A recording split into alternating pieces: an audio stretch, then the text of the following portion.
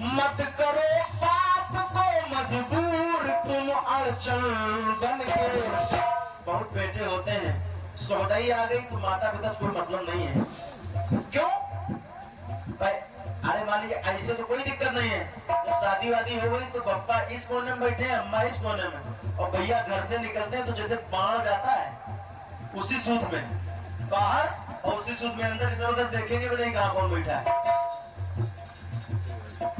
तो मत करो बाप को मजबूर तुम अड़चन बन के, वरना कोई सब कुछ नाप लेगा बामन बन के। वरना कोई सब कुछ नाप लेगा बामन बन के। वरना कोई सब कुछ नाप लेगा बामन बन के। वरना कोई सब कुछ नाप लेगा बामन बन के। ये रही बाप बेटे की बात। अब लोग सोच रहे होंगे केवल बाप बेटे की बात बता दिया ना, आगे अगला रिश्ता आ रहा है। कहना है एक जमाना था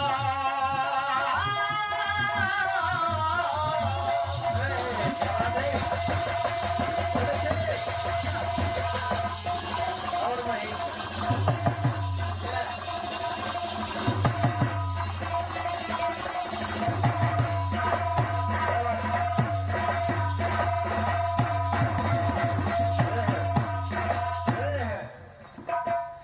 जमाना था, भाई भाई हुआ करते थे। आज तो कहो एक गन्नत पीछे मार हो जाए चाचा। अच्छा वो उदाहरण मैं अपना दे रहा हूँ। थोड़ा गन्ना हमने ज्यादा ले लिया, छोटे वाले ने गन्ने से उछलना शुरू कर दिया। अम्मा ये मेरे साथ बीता तो मैंने गन्ने की बात इसलिए, लेकिन ऐसा समाज में हो रहा है। एक जमाना था, भाई भाई हुआ करते थे। और सोचिए आंख में आंसू आ जाएंगे। राजगद्दी मिल गई, लेकिन बोले माँ ना, जैसे नंगे पांव मेरा भाई गया है।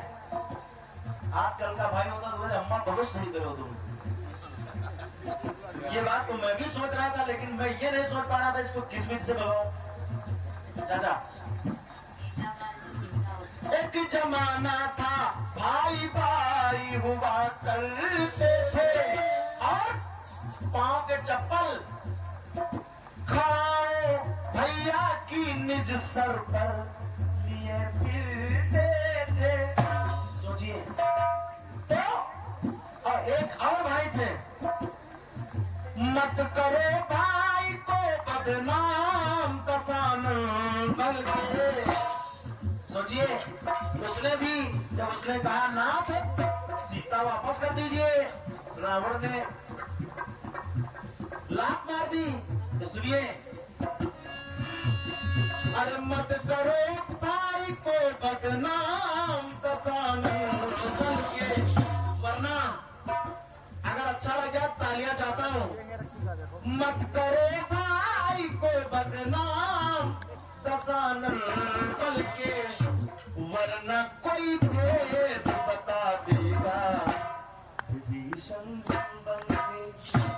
कोई भेद बता देगा कि कहां बाण मारना है, वरना कोई भेद बता देगा विभीषण बन के। वरना कोई भेद बता देगा विभीषण बन के। वरना कोई भेद बता देगा विभीषण बन के। चाचा अगर लाइनों में सच्चाई झलक रही हो तो एक बार मेरे लिए नहीं, माँ जी के लिए, क्योंकि यहाँ पर ऐसे शब्द अर्थ होने चाहिए थे, ऐसा संदेश होना चाहिए जो माँ जी की आत्मा, क्योंकि ये यकीन मानिए उस माँ की आत्मा यही कहीं होगी। तो अगर उनको ये अच्छा लग रहा होगा, एक बार ताली बजा सकते हैं। बहुत बहुत धन्यवाद, बहुत बहुत धन्यवाद। आइए अगली बात सुनिए। सबसे सुंदर कांड हो रहा था तो लोग उंघा रहे थे।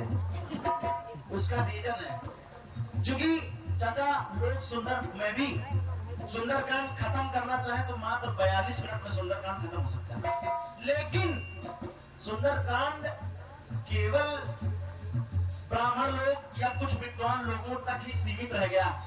बाकी लोग चौपाई पढ़ते हैं, मालूम है नहीं कुछ, और कुछ कुछ तो राम राम को बारिन बारा और दूसरे बारी बताओ भैंस निकल के थोड़ा के मारा।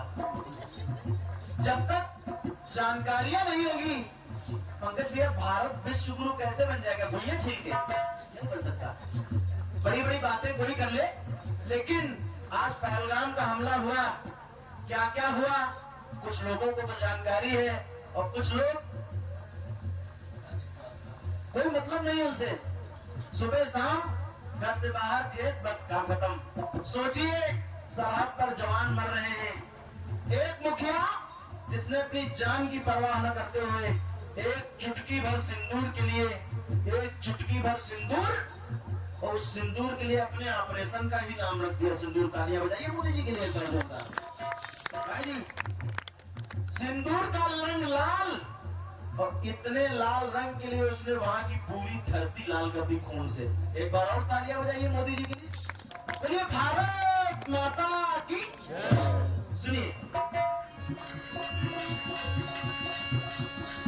अब देखिए, बाप बेटा हो गया, भाई भाई हो गया, अब मित्रता कैसी होनी चाहिए? जो कि पुराने जमाने में पापा लोग कहते हैं प्रीत करे ऐसी करे जैसे लोटा डोरी, और आपन मूड फसाई के पानी लावे बोरी। चाचा, असली मित्रता तो यही है। सुनिए, एक जमाना था मित्र मित्र के हित रोता था।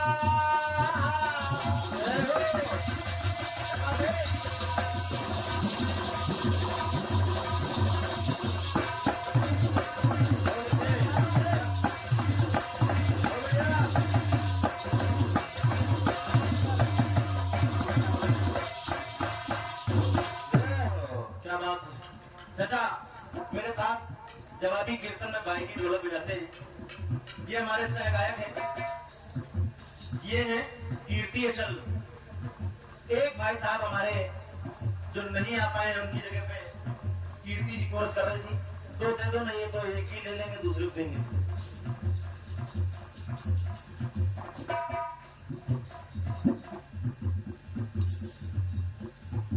आनंद आता है, क्योंकि कलाकार अगर कहते कि गायक ही सब कुछ है ना, 5 उंगलियां हैं, और अगर भूसा बनाना है ये बाहर हो जाए, कैसे भूसा मारेंगे? नहीं मार सकते। ये बाहर हो जाए, भूसा बनेगा ही नहीं।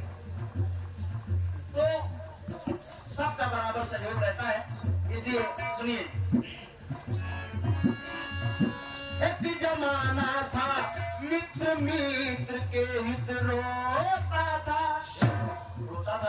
और मित्र के पैर अपने आंसुओं से धोता था। ऐसी मित्रता। और आज मनमा राम बगल मां छुरी, मिर्जा राम तो भोंक दे छुरी। अम्मा, यही सच्चाई। जो अपना होगा, सुन भैया, जो अपना होगा सबसे ज्यादा सरल उसी को ठगना होता है, क्योंकि गैर वाला तो समझदार रहेगा ही तुमसे। जो अपना होगा बस कहीं चलो बनाने के बाद चले, कुछ फायदा होगा। मेरी बात सोचिएगा, मैं बहुत बड़ी बात कर रहा हूँ। व्यक्ति अगर ठगना शुरू करता हो तो किसी अपने से। सुनिए, अरे एक जमाना था मित्र मित्र के हित रोता था, मित्र के पैर अपने आंसुओं से धोता था।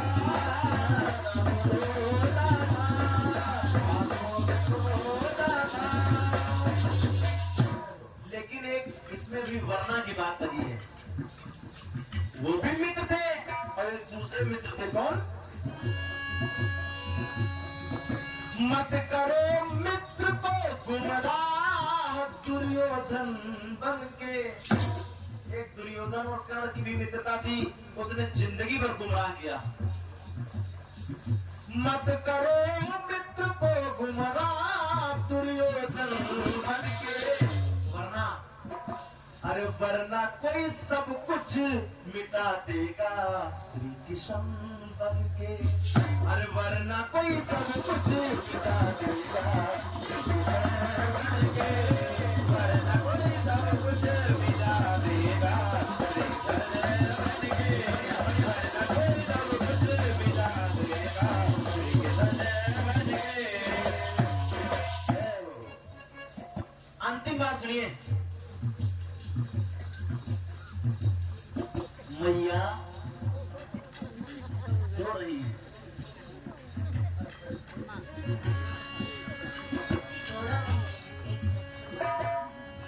सुनिए, अब देखिए एक प्रेम की परिभाषा भी बताना चाह रहा हूं। सुनिए, एक जमाना था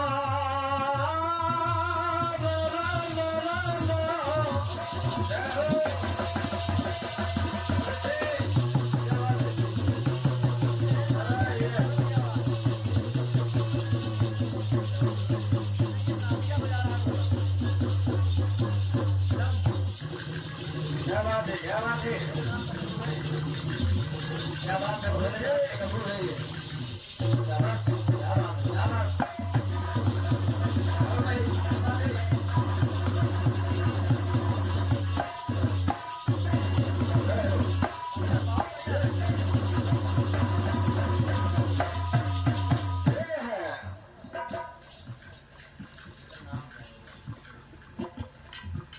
देखिए, शिवानी भवानी को दया आ गई तो हम सब लोगों को ये अनगिनत मुद्राएं दी हैं। बिटिया को ढेर सारा आशीर्वाद। और बस मैं क्या कहूँ, हम लोग कुछ देने के लायक नहीं है। जो देने के लायक है हम सभी उसी के गुण गा रहे हैं। भगवान आपको वो सारी ऊंचाइयां दे जिनके लिए आप मेहनत कर रहे हैं। आइए अगली बात सुनिए। मैया सुनिए, एक जमाना था चाहत चकोर जैसी थी और दास दासी की सदा भावना तैसी थी।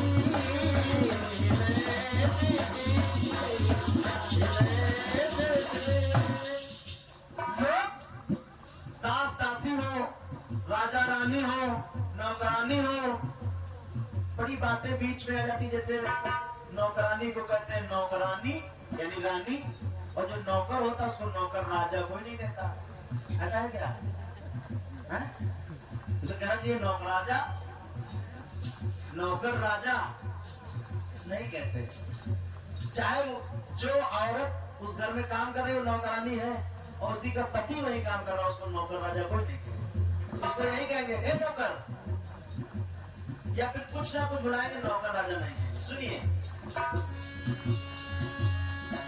एक जमाना था चाहत चकोर जैसी थी और दास दासी की सदा भावना तैसी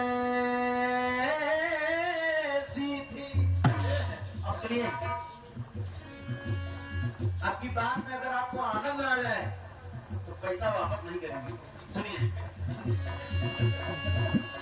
चाचा, अरे मत करे मंथरा सा काम अति गहन बल के, मत करे मंथरा सा काम अति गहन बल के, वरना कोई लात मार देगा शत्रुघ्न बन के।